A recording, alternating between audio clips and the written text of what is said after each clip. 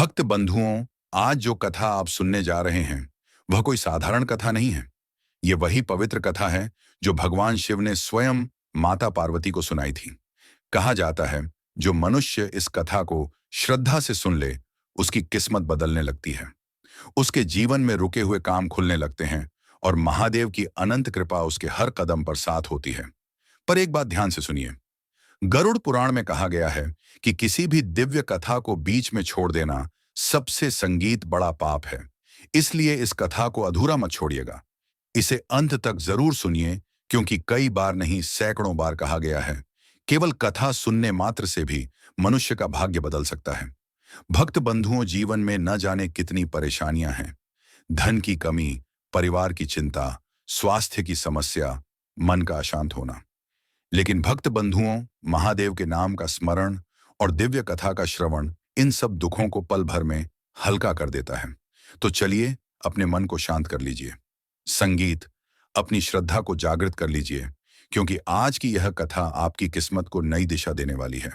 अब बिना किसी विलंब के सुनते हैं वह पावन कथा जो स्वयं भगवान शिव ने माता पार्वती को सुनाई थी।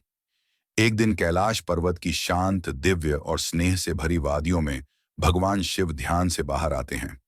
हिमालय की ठंडी हवा शिव जी के जटाओं को छूकर आगे बढ़ जाती है। संगीत पास ही माता पार्वती बैठी हैं। उनके मुख पर सौम्यता है, आंखों में जिज्ञासा की चमक। माता पार्वती धीरे से कहती हैं, स्वामी, मैं अक्सर सोचती हूँ मनुष्य की किस्मत आखिर किन बातों से बदलती है। कौन सी बातें उसे ऊपर उठाती हैं और कौन सी गिरा देती हैं। भगवान शिव मुस्कुराते हैं, देवी, संगीत, यह प्रश्न बहुत सरल भी है और बहुत गहरा भी। मनुष्य स्वयं अपनी किस्मत का निर्माता है, लेकिन उसके मन में बैठे कुछ दोष उसके भाग्य का द्वार बंद कर देते हैं। आज मैं तुम्हें एक कथा सुनाता हूं।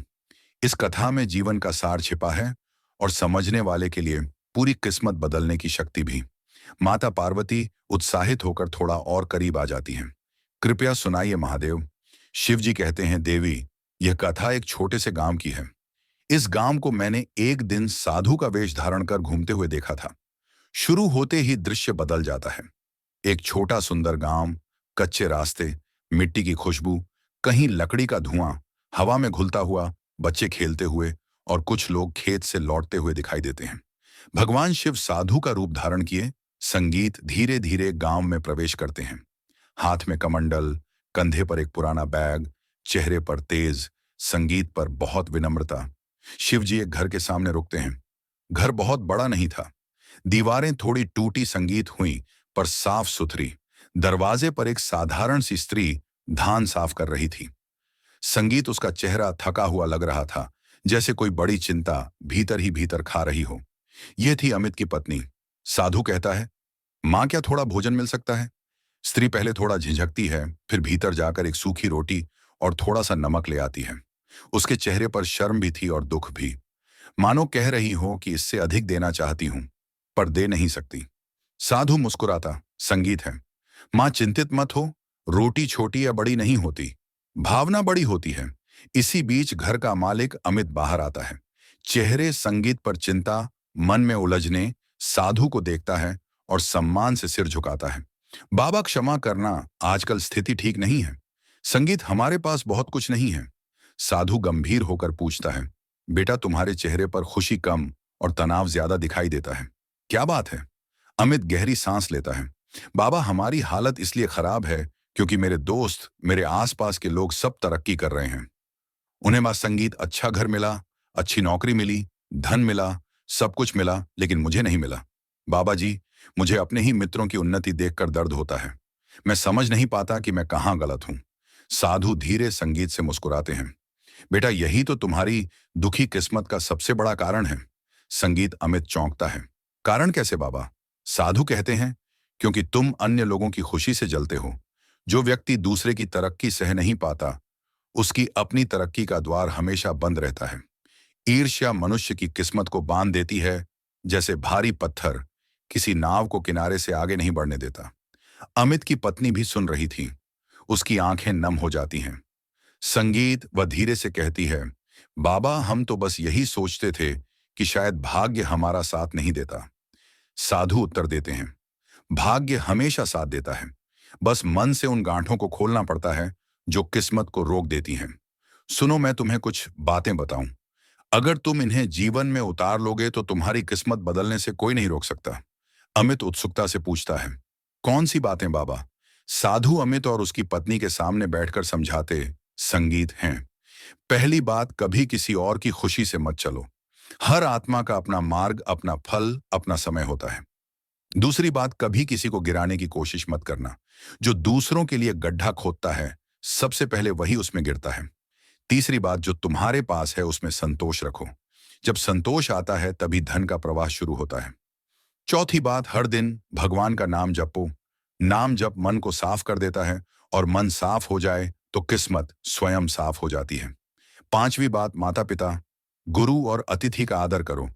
इनके आशीर्वाद के बिना कोई तरक्की टिकती नहीं है। छठी बात, दया और करुणा रखो।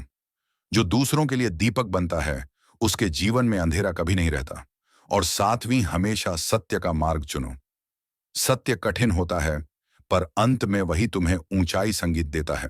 अमित और उसकी पत्नी दोनों के चेहरे पर जैसे अचानक शांति उतर आती है। वे साधु के चरणों में हाथ जोड़ते हैं। अमित कहता है, बाबा, आज की बात मेरी आंखें खोल गई। मैं वादा करता हूं कि आज के बाद किसी से ईर्ष्या नहीं करूंगा। जितना है उसमें खुश रहूंगा और भगवान शिव का नाम जप कर जीवन संगीत सुधारूंगा।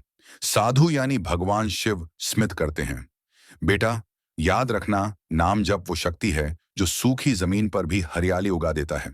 यह कहकर साधु गांव से आगे बढ़ जाते हैं, पर उनका यह आशीर्वाद अमित और उसकी पत्नी के जीवन की दिशा बदल देता है। दिन बीतते हैं।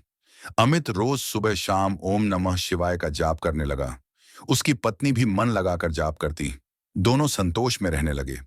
पड़ोसी क्या कर रहे हैं, कौन कितना धन कमा रहा है, उन्होंने संगीत परवाह करना छोड़ दिया। धीरे धीरे घर में शांति लौट आई। मन हल्का हो गया, रिश्तों में मिठास आ गई। कुछ महीने बाद भगवान शिव ने उनकी परीक्षा ली। एक दिन अचानक उनके काम में रुकावटें आने लगी। घर चलाना मुश्किल हो गया। गांव में संगीत लोग तरह तरह की बातें करने लगे। पत्नी घबरा गई। अमित, क्या भगवान ने हमें छोड़ बा संगीत दिया? अमित मुस्कुराते हुए बोला, नहीं, भगवान हमेशा हमारे साथ हैं। यह परीक्षा संगीत उनका प्यार है। यदि हम डटे रहे तो वे हमें वैसे ही संभालेंगे जैसे माता बच्चे को गिरने संगीत नहीं देती। उसकी पत्नी की आंखें भर आईं, पर उसने भी विश्वास बनाए रखा। कुछ दिन बाद सब बदल गया। अमित संगीत को शहर से एक बड़ा अवसर मिला। लोग उसे बुला रहे थे कि वह कंपनी संभाले। उनकी ईमानदारी, शांत स्वभाव और नाम जप की शक्ति ने सबके दिल जीते।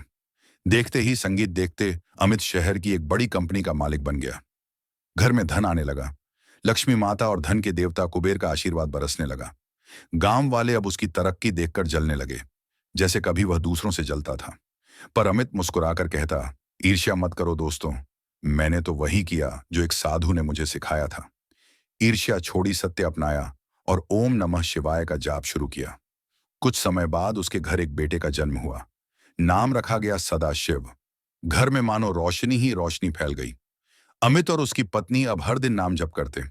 महादेव, आपका धन्यवाद, आपने हमें अंधकार से निकालकर रोशनी दिखा दी। कैलाश पर माता पार्वती भावुक होकर कहती हैं, स्वामी, कितना सुंदर मार्ग आपने बताया।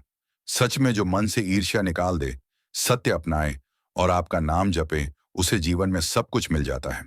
भगवान शिव धीरे से कहते हैं, देवी, मनुष्य की किस्मत बाहर से नहीं बदलती, उसके मन के बदलने से बदलती है। और यही कथा समाप्त होती है। पर सीख यही कहती है, जो ओम नमः शिवाय का नाम जपता है उसकी किस्मत में कभी अंधेरा नहीं रहता। कैलाश पर्वत की दिव्यता के बीच माता पार्वती अभी भी वही कथा याद कर रही थी जो महादेव ने कही थी। उनके मन में कई सवाल उठ रहे थे। मनुष्य क्यों ईर्ष्या में जलता है? क्यों वह भगवान की दी हुई चीजों में संतोष नहीं करता? माता पार्वती धीरे से कहती हैं, स्वामी, आपने जो कथा सुनाई वह केवल एक दंपत्ति की नहीं थी। लगता है जैसे पूरी दुनिया उसी संकट से गुजर रही है। हर कोई अपने पड़ोसी को देखकर दुखी है, अपने मित्र को देखकर जलता है। क्या मनुष्य के लिए इस दोष से निकलना इतना कठिन है? शिव जी मुस्कुराते संगीत हैं, देवी, कठिन तो है पर असंभव नहीं। जैसे लोहे पर जंग लग जाए तो वह साफ हो सकता है, संगीत वैसे ही मन पर लगे दोष भी मिट सकते हैं। अगर चाहे तो अमित और उसकी पत्नी ने चाहा, इसलिए उनका भाग्य बदला। माता पार्वती आश्चर्य से पूछती हैं, लेकिन स्वामी उनकी परीक्षा क्यों ली गई? जो वे सुधर चुके थे। संगीत तो फिर कष्ट क्यों? शिव की मुस्कान और भी गहरी हो गई। देवी, जब तक सोना आग में नहीं तपता वह शुद्ध नहीं होता। मनुष्य भी तभी संगीत चमकता है जब वह हल्की फुल्की परीक्षाओं से गुजरता है। उधर पृथ्वी पर अमित और उसकी पत्नी का दिन धीरे धीरे सुधर रहा था, लेकिन उनकी संगीत यात्रा अभी पूरी नहीं हुई थी। जब कोई व्यक्ति बदलाव की राह पर चलता है, पहले मन बदलेगा, फिर परिस्थितियां और फिर किस्मत। यह 3 चरणों वाली यात्रा है। अमित रोज सुबह 4 बजे उठता। घर बाहर अंधेरा होता, हल्की ठंडक होती। वह अपने आंगन में मिट्टी पर चटाई बिछाकर बैठ जाता और शांत मन से ओम नमः शिवाय का जाप करता। शुरुआत में उसे बार बार मन भटकता। कभी पुराने दुख याद आते, कभी किसी दोस्त की तरक्की खटकती। पर वह खुद को संभाल कर बोलता, अमित, आज तुझे किसी से नहीं जलना। तेरा भगवान सब देख रहा है। उसकी पत्नी भी चुपचाप उसके पास बैठकर जाप करने लगी। धीरे धीरे दोनों के मन में एक अद्भुत शांति बसने लगी। घर छोटा था, पर अब उसमें संतोष की रोशनी फैलने लगी। गांव वाले हैरान थे कि इतने कम साधनों के बावजूद अमित और उसकी पत्नी इतने शांत और खुश कैसे दिखने लगे। लोग कहते, अरे, इनकी हालत तो पहले से भी खराब है, फिर भी हंस रहे हैं। और यही बात अमित को पहले समझ नहीं आती थी। पर साधु यानी भगवान शिव की सीख अब उसके जीवन में उतर संगीत चुकी थी। एक दिन अचानक गांव में बारिश नहीं हुई। नदी सूखने संगीत लगी। किसानों के चेहरे पर चिंता मंडराने लगी। गांव में अनाज की कमी हो गई। उस साल फसल बिगड़ गई और महंगाई बढ़ गई। अमित जैसे तैसे मजदूरी कर रहा था, पर आमदनी पूरी नहीं पड़ रही थी। संगीत, उसकी पत्नी, कई बार रात को रो देती थी। अमित, क्या भगवान हमसे नाराज हो गए हैं? अमित उसे सांत्वना देता, नहीं, संगीत, नाराजगी नहीं, यह परीक्षा है। हमें हिम्मत से सामना करना होगा। धीरे धीरे उनका धन समाप्त होने लगा। कई बार रात को सिर्फ पानी पीकर सोना पड़ा, पर दोनों का विश्वास डगमगाया नहीं। एक दिन अमित काम की तलाश में शहर गया। उसने एक दुकान में पूछा, भैया, कोई काम मिल सकता है?